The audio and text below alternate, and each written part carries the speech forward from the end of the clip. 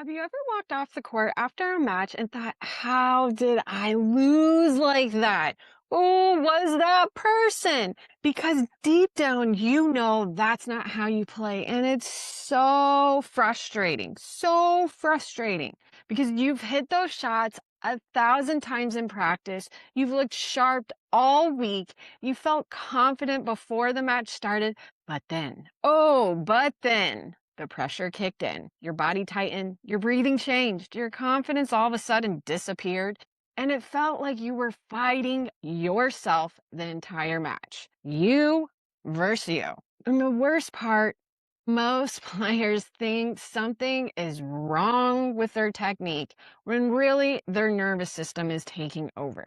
Today, we're going to talk about why that happens. Welcome back to the HTP podcast, where we go beyond just strokes and strategy. This is part of our Breakpoint Battle series, where we train how your mind and body respond under pressure so your game doesn't fall apart when it matters most. Also, hit that subscribe button, and if you learned something new, share and like it, because sharing is caring, you know?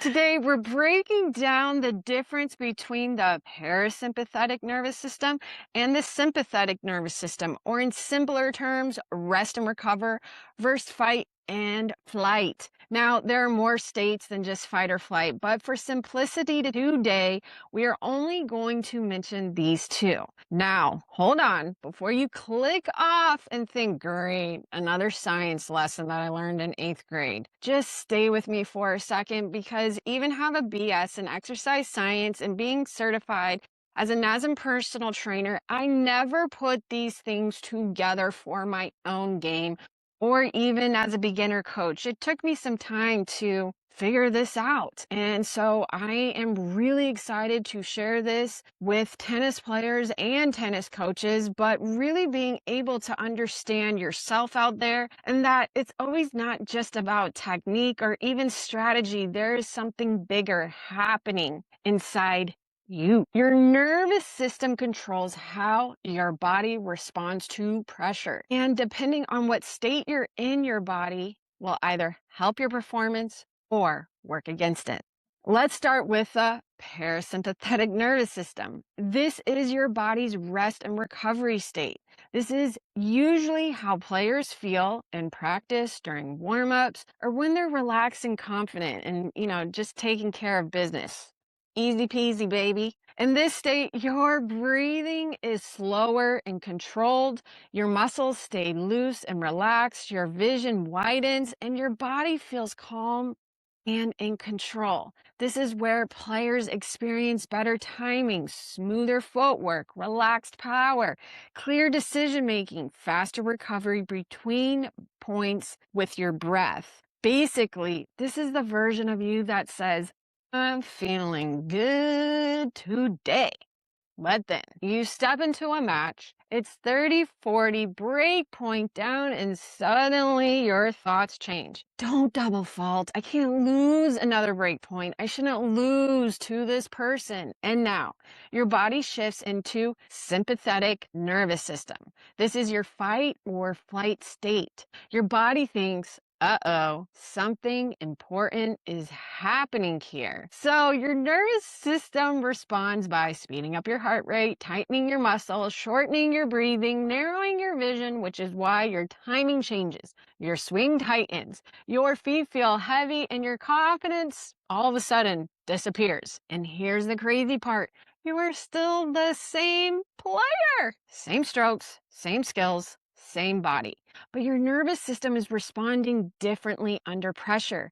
That's why practice doesn't always transfer into matches. And I really want tennis players to hear this. Feeling nervous before a match or even during does not mean something is wrong with you. It means your body recognizes that something matters. Something is important to me. I really care about this. The problem is not that your nervous system is activated. The problem is that most players never learn how to work with it. And let me tell you, I'm so passionate about this because I was a Nervous wreck before matches. So nervous that even my coach at the time was like, Gira, maybe you should take a shot at tequila before. The jokes, people, jokes. All right, this wasn't serious. He wasn't actually giving me alcohol. Calm down, calm down. We can't take everything so literal these days, please. Anyhow, I wish I knew information and really understood myself better like this when I played. And it wasn't till much later on, basically towards the end of my